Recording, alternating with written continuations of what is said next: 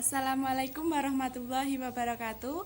Perkenalkan, nama saya Kusnul Khatimah dari kelas Perbankan Syariah 1B, NIM 205231046. Di sini saya akan mewawancarai Ibu Sunarti tentang Pancasila pada Orde Lama dan Orde Baru. Ibu silakan memperkenalkan diri.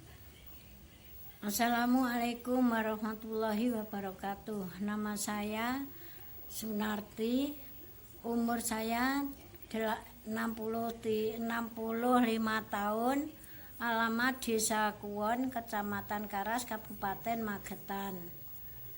Saya akan menjawab tentang pertanyaan Orde Baru, Orde Lama dan Orde Baru.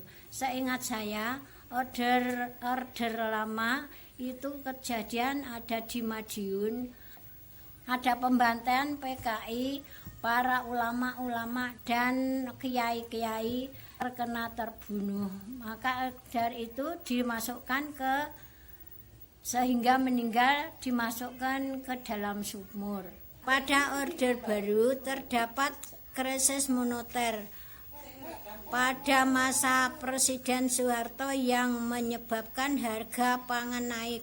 Ketika itu juga Presiden Soeharto turun dari jabatannya sebagai presiden dan digantikan oleh Bapak B.J. Habibie, dan masa Orde Baru diganti dengan era reformasi.